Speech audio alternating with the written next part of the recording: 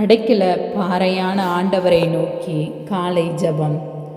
அடைக்கல பாறையான ஆண்டவரே இயேசுவே, அரணாயிருந்து மீட்கும் துணையாளரே, மன்னிப்பதில் தாராள மனமுடையவரே, மனதுருக்கமுள்ள இயேசுவே, எங்கள் பாவத்திற்கு ஏற்ப தண்டனை கொடுக்காதபடி எங்கள் மீது இரக்கம் வைத்து மன்னித்து தயவாய் வழிநடத்துகிற ஈவுக்காக நன்றி செலுத்துகின்றோம். இயேசு தன்னை காட்டிக் கொடுக்க வாய்ப்பு தேடுபவரிடமும் அன்பு கொண்டத்தினால் தன்னை மறுதளித்தவரையும் மன்னித்து அன்பு கொண்டதையும், அவர் தேர்ந்து கொண்ட நண்பர்களில் யோவானை தவிர அதில் உள்ள அத்தனை பேரும் ஓடிவிட்டதாக காண்கிறோம். இத்தகைய நண்பர்களை இறுதி வரை அன்பு கூர்ந்தார். தாம் தேர்ந்து கொண்ட தன்னிடம் நம்பிக்கை இல்லாமல் தன்னை விட்டு ஓடிய இவர்களோடு தான் பாஸ்கா உணவை பகிர்ந்து கொண்டார். இவர்களை திருத்தூதர்களாகவும் ஏற்படுத்தினார். இன்று நாமும் நம்முடைய பல்வேறு சூழல்களில் பல்வேறு பாவங்களில் நாம் வாழ்ந்து கொண்டிருக்கிறோம்.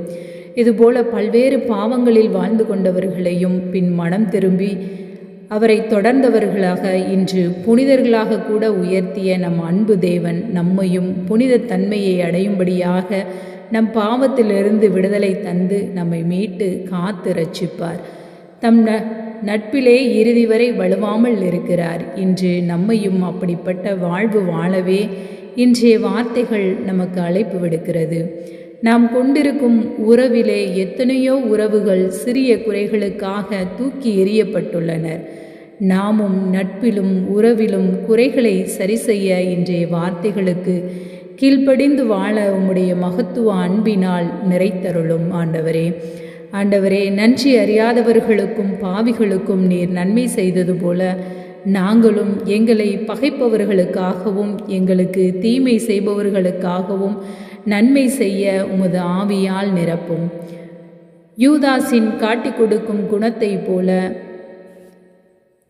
எங்களுடைய வாழ்வு மாறிவிடாமலும் பேதுருவை போல மறுதளிக்காமலும் உம் பாதையை விட்டு விலகாமலும் எங்களுக்கு வரும் சோதனைகளில் உம்மை சபிக்காமலும் யோபுவை போல் மனம் உறுதியுடையவர்களாக வாழ வேண்டிய உமது அருள் வரங்களினால் நிரப்பி எம்மை வழிநடத்திட வேண்டுமாய் இயேசுவின் பெயரால் ஜெபிக்கிறோம் நல்ல தந்தையே.